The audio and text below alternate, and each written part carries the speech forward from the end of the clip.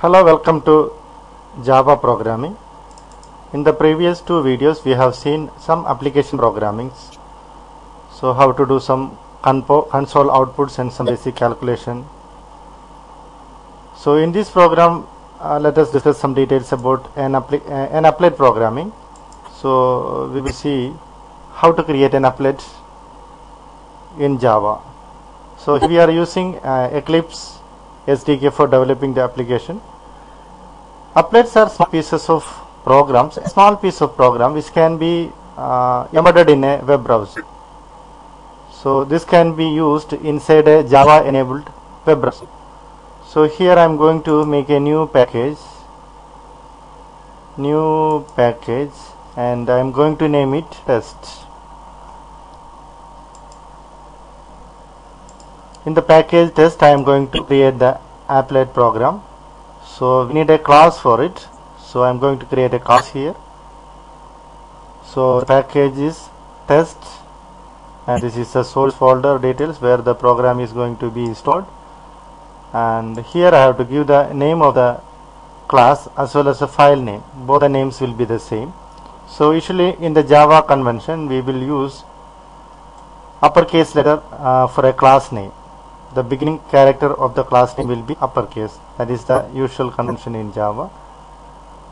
Okay, let me give test applet. Test applet is the name of the class, and it is asking for the modifiers, whether the class should be public or not. It should be public, and abstract, final, other details are asking. We can skip all those. And for this application applet program we are not using main method as in the application program, so no need to check all those things. And if you want to generate commands you can go for that, otherwise leave it. And finish, we will get a template for the class. So we have the test applet.java file. This is the name of the file, and we have a class which is having the same name. So test applet, this is our class. So and it is in the package test that is mentioned here. Here we have to import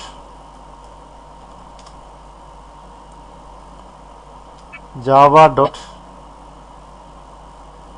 because we are using applet, so we have to import applet dot start, all the functionalities in the applet package, as well as import java.awt, abstract windows toolkit. So these two packages we are going to import into our program. Here in this class we are going to extend this test applet class, this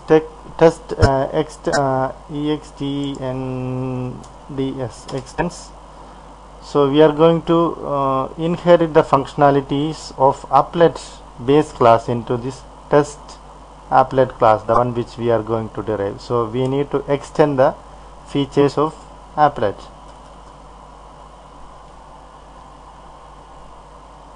Extends applet. So applet class will be having certain methods in it, so we can use all those methods. So when we are discussing about the life cycle of an applet, when an applet is created, so that will be initialized when it is created. So we have a method in the applet which is called int, which will be called when the applet is created. So we can use that void is a return type and its nature is public. Public in the sense this method of the class is publicly available, public void init. So if you want to have some initialization, then we can give all those initializations here in this method. This init is defined in applet. If you want to override this method, we can override. Overriding means we can make our own initializations, the functionality when it is created, instead of using the default ones. If you don't want to do anything, you can leave it like that. And one more thing, one more method in the applet class is when an applet is started. So when a applet is going to do its work, that time this start method will be activated, and we can override the start method as well. So when the applet is started, what are all the things to be done, that can be given here in the start method, and we can use whatever we want to do. And in between, if an applet is going to stop for some IO activity or something else, so that it will be stopping, and after stopping it can restart again. So we have a functionality called, a method called stop. Public void stop.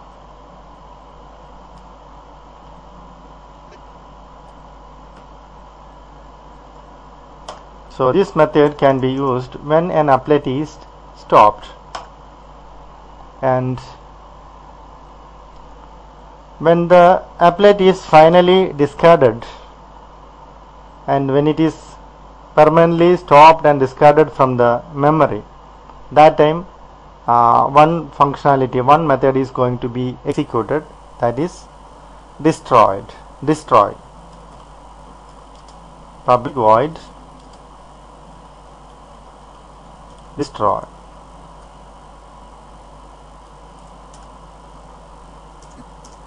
These are basic methods used in an applet class.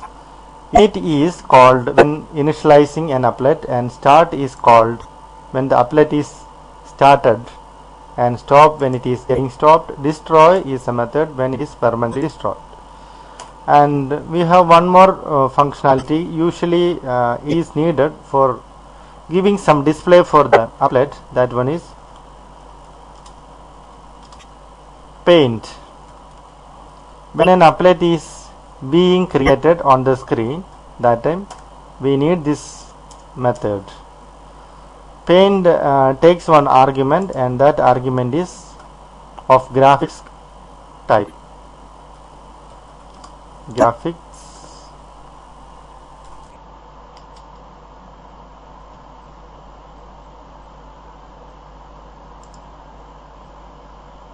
and if you want to do some operation on the screen, if you want to draw something, if you want to display something, then we have to use the object G, which is of the member, which is of the class graphics. With the help of graphics, we can do some display operations on the screen. These are all the basic methods used in an applet class. Init is used when it is getting initialized. When applet is started, this start class will be used. When it is stopped, this stop class will be, stop method will be, sorry, these are all the methods. We have only one class, that is test applet, and the methods in the classes are, one is init, start, stop, destroy, and paint.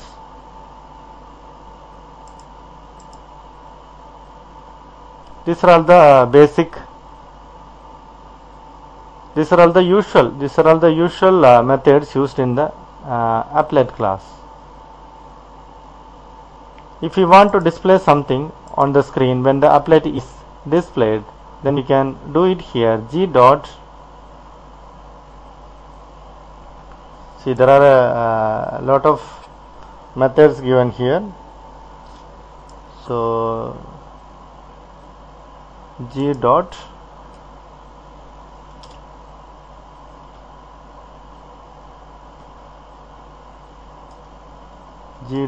draw text,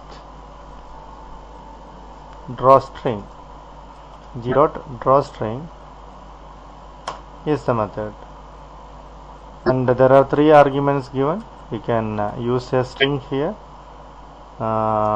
We can give it as test, and these 2 arguments for the location 20, 30. So these are all the arguments used for the draw text method. Draw string method, this is to display some string on the applet. test is the text or the string which is going to be displayed on the screen when the applet is running. And here we have 20 and 30. 20 and 30 are the arguments. These arguments decide the location 20, 30. That is the location where it is going to be print the test on the screen. The text, that is test, it is going to be printed at the location 20, 30.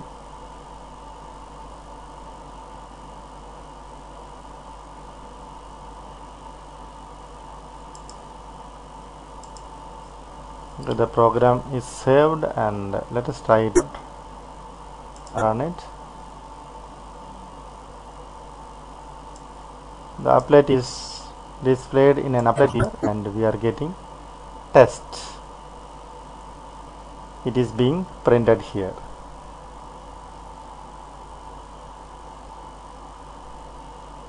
So this is a simple applet program which is to display some text on the screen. If you want, we can declare variables here as usual in any other Java classes. Okay, let's display string s and int x, y.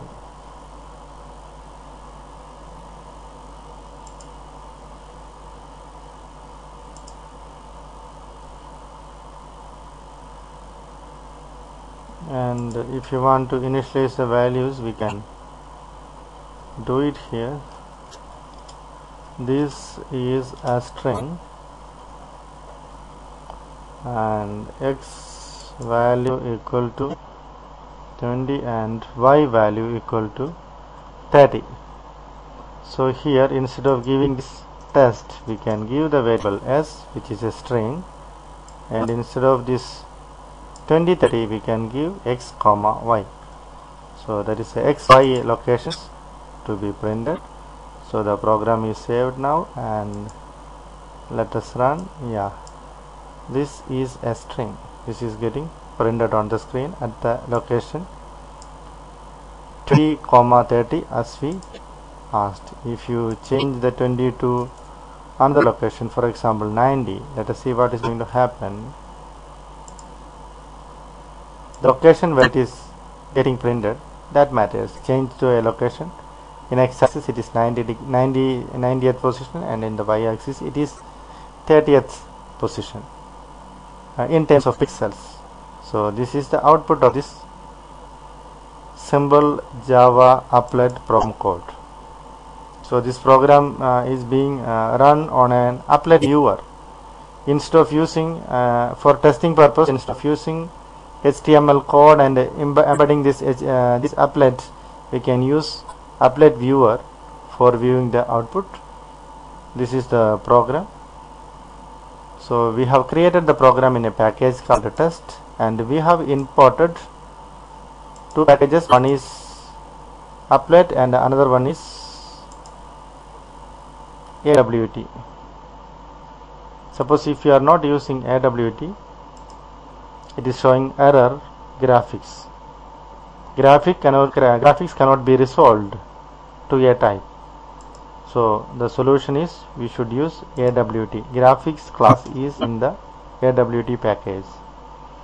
And if you don't have this applet packages, then this applet is unknown to this class. So we are importing these packages to use the functionalities of applet for the entire class, and AWT we are using for graphics. So we are using graphics class. With the help of graphics classes object, we are going to print something on the screen. So paint is an event when a applet or a applet is created, either in a applet viewer or in a HTML page. So this paint is activity when it is being created on the screen, created and painted on the screen. So I'll run it again. So this is a one. So if I maximize, it is getting painted once again, and if it is minimized, it is painted once again. And even if you resize, every time of resizing, it is getting again and again repainted on the screen. So the paint is a method when there is any change on the screen. Even if the mouse is moved over there, a certain part of text is going to be hidden by the mouse pointer. So whenever there is a requirement of refreshing the screen or repainting, this paint will be called and is used. Okay, this is a simple and a starter program for Applet. I hope you might have enjoyed this video, and I'm Shaji, and if you have any doubts regarding this program or anything else in general, if you want to contact me, this is my email ID, it_teacher1 at yahoo.com.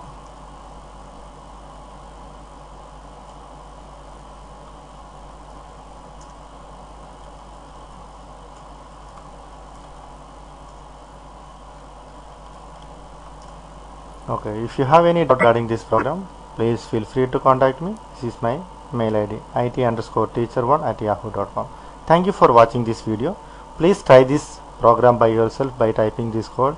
Either you can use Eclipse or any other IDE like NetBeans, or even without using any IDE, you can directly type this code in a notepad or any other simple text editor, and you can run with the help of, you can compile it with the help of Java compiler Java C, and you can embed it in a HTML, or you can directly use an Applet viewer program. Most of the Java SDK will be having an Applet viewer in it, so you can use the Applet viewer, and please try this program by yourself. Thank you for watching this video. Have a nice day. Bye.